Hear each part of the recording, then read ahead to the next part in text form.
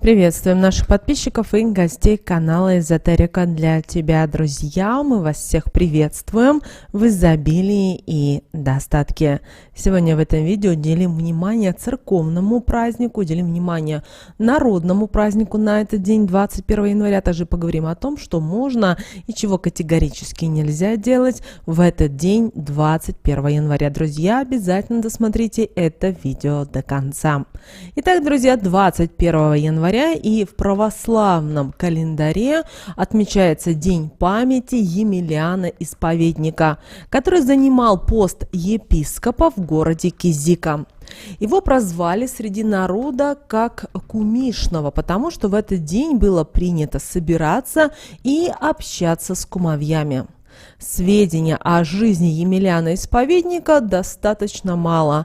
Знают только то, что он прожил свою жизнь в 9 столетии при управлении императором Львом Армянином и был епископом кизическим. В тот период император активно выступал против иконочества, что привело к неблагоприятному отношению ко всем его сторонникам, включая Емельяна.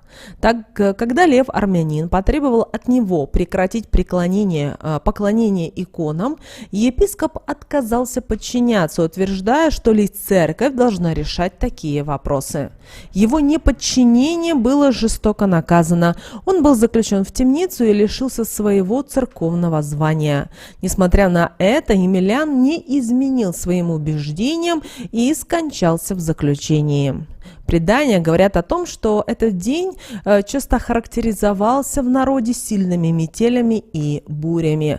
Поэтому на Руси этот день еще получил такие названия, как Емельян на крути буран, Емельяновы перезимники или Василисы зимние, подразумевая холодные зимние бури данного времени года.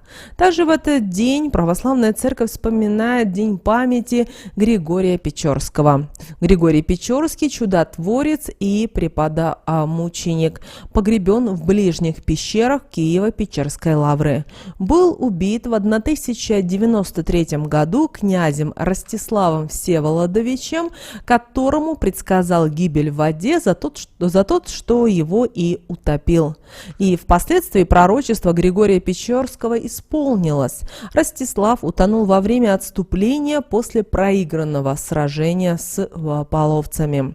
Память Григория Печорского отмечается 3 раза в году. 21 января, 11 октября собор преподобных отцов Киево-Печерских ближних печер и второе воскресенье Великого Поста, собор всех преподобных отцов Киево-Печерских. Ну и, друзья, у нас с вами по празднеству Богоявление или Крещение Господне, как вы знаете, проходит на протяжении 8 дней после 12-го праздника, установленного в честь крещения Иисуса Христа Иоанном Предтечей. На протяжении этого периода верующие вспоминают само событие, его участников, молятся, посещают храмы. И напоминаем, что последний день по празднеству, который называется отданием праздника Богоявления, проходит 27 января. Простыми словами, это многодневный цикл праздников, который продолжается после крещения и напрямую к нему относятся. А теперь давайте, друзья, вернемся уже к народному календарю и посмотрим, что же нас ожидает в народном календаре в этот день, 21 января. Итак, в народном календаре, друзья, этот день прозвали как Емельян, Емельянов день или Емельян Кумышный. И Емельянов день, он завершает череду святок и в то же время был продолжением народного праздника Иван Бражник, который наши предки отмечали 20 января.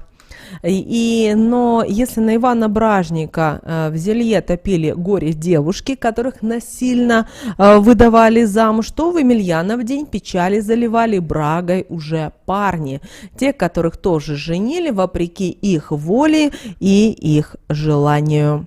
Наши предки считали, что если мужское горе залить брагой, нежеланный союз можно будет пережить.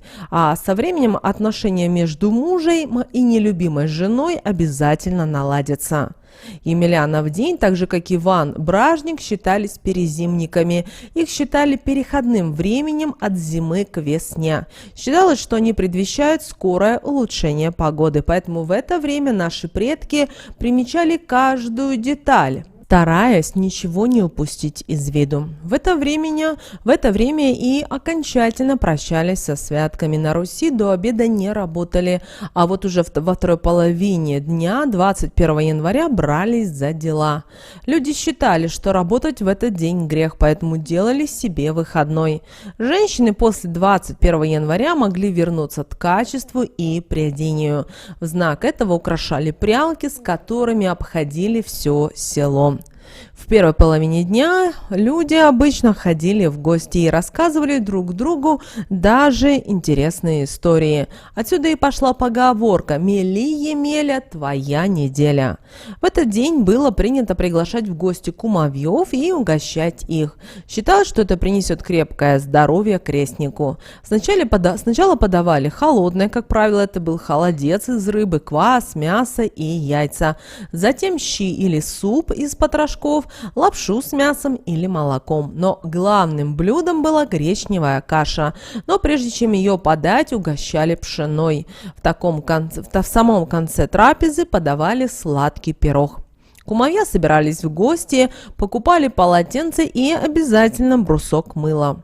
Подарки вручали хозяйке дома, обязательно с такими словами: «Вот тебе, кума, мыльцо, да белое белильце для крестника». А мыло использовали при первом же купании. Верили, что в этот день можно излечить людей, которые страдают от застарелой лихорадки. Для этого использовали траву Петров крест чешуйчатый. В календарной обрядности после Емельянова дня наступало некоторое затишье, и, конечно же, мясное изобилие на столе уже заканчивалось. А вот у парней в этот день был обычай запивать свое счастье, когда приходилось жениться не по своей воле на непривлекательной ему девице. По народным поверьям, если провести такой ритуал, юноша перед первым приемом пищи выпивал немножечко крещенской воды, а после чарочку брашки, то в браке, как говорится, стерпится, слюбится. Традиционно в Емельянов день сказывали басни, различные истории, небывальщины. Отсюда появилась присказка «Мели, Емеля, твоя неделя». Конечно же, женщины 21 января меняли обстановку в доме, убирали светлые покрывала, салфетки, одеяла, прежде перестирав их в сундуки, а взамен их клали все темное да теплое. Впереди еще ожидается множество суровых зимних деньков, когда придется прятаться под тулупами от холода, которое лезло во все щели избы. Емельянов день считался и идеальным для лечения кожных болезней, поэтому сегодня к знахаркам выстраивались очереди из просящих целебные травки и обряды от этой напасти. Но не имели права целительницы никому отказать, поэтому и делились теми тайнами, которыми было им высшими силами позволено. Также в этот день особое внимание уделяли народным приметам и касательно погоды. И в этот день обязательно по ветру определяли погоду. Если с юга дует, то это говорило о том, что летом часто будут грозы. Также по погоде этого дня, 21 января, предсказывали август. Снег последний месяц лета будет дождливым, солнечный день жарким. Если 21 января была метель, то в дорогу лучше не отправляться, потому что вьюга на Емельянов день считалась особенно опасной. Ну а окна в доме запотели, это к оттепели. Человек, заболевший в этот день, скоро поправится. Но если за окном мороз, то значит потеплеет не скоро. А вот иней на снегах к дождливому лету. Родившиеся люди в этот день будут целеустремленным, амбициозным и смелым человеком. В жизни это будут умные, эрудированные, рассудительные люди. Могут быть очень находчивыми и даже оригинальными. При этом они также обладают такими чертами характера, как доброта, чувство справедливости, честность и щедрость. А вот тем женщинам, особенно обладательницам имени Василиса, чьи именины выпали на 21 января, следует приобрести кольцо с изображением черепахи. Такой оберег позволит вам обрести понимание среди окружающих. Кроме того, его необходимо надевать, отправляясь на важные деловые встречи. Тогда они пройдут успешно. Ну а небольшой маленький слоник, подаренный кем-то, принесет в вашу жизнь огромное счастье. Кулон или брелок в форме стрелка из лука также является прекрасным талисманом и подарит вам много радости. Что же, друзья, касательно толкования снов, то обращаем ваше внимание, что 21 января – это время, когда особенно остро ощущается связь с прошлым и с будущим. Прослеживается связь поколений и вспоминаются семейные традиции. Поэтому сегодня сновидения могут раскрыть перед вами скрытые аспекты вашего восприятия семьи и рода. Важно понимать, что каждый символ может иметь свое значение, и сновидения нужно толковать в контексте вашей собственной жизни. Также сновидения этой ночи могут показать и иной взгляд на жизнь и переоценку своей роли. Во сне вы можете увидеть связи, которые раньше оставались вами просто-навсего незамеченными. И, возможно, это поможет понять свою роль как в жизни в целом, так и в своей семье. Что же нужно было делать в этот день, 21 января? Итак, друзья, в Емельянов день полагалось побывать в церкви, зажечь свечу, поклониться святителю Емельяну, попросив у него помощи в укреплении семьи и воспитании детей. Епископ Кизический при жизни прославился способностью исцелять любые болезни, и у святителя наши предки просили исцелить их от болезней. Также в Емельянов день угощали кума с кумой. Наши предки считали, что это укрепит здоровье детей. Кум и кума приходили в дом с крестником, с куском мыла и с полотенцем.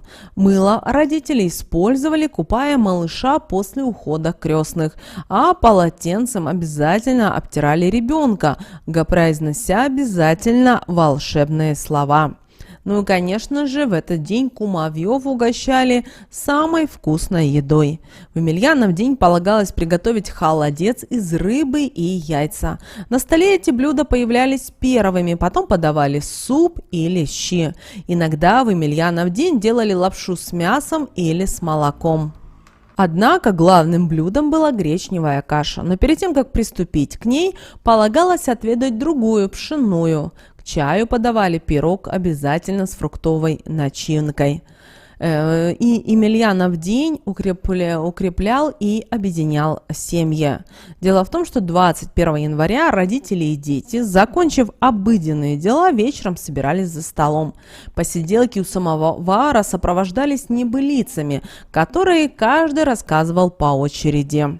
Ну а теперь давайте поговорим, друзья, что же нельзя делать 21 января по народным приметам и традициям. Итак, запомните, что нельзя проводить Емельянов день в одиночестве и в молчании, иначе весь год так и пройдет. Наши предки строго следовали этой народной примете, поэтому звали к себе кумовьев, чтобы посидеть за богато накрытым столом и поговорить по душам. К тому же считалось, что сегодняшний приход крестных принесет ребенку здоровье и счастье. Кумовьям запрещалось приходить в гости без подарков крестнику. Кроме сладостей, дитю дарили полотенце и мыло, чтобы рос белым и румяным. Этим набором не разрешалось пользоваться другим, ведь он помогал защитить ребенка от сглаза и болезней. Нельзя было 21 января и отмалчиваться за столом. Каждый должен рассказать какую-нибудь интересную и добрую историю. Тогда год будет веселым и полным на счастливые события. Кроме того, в Емельянов день нельзя было работать в первой половине дня.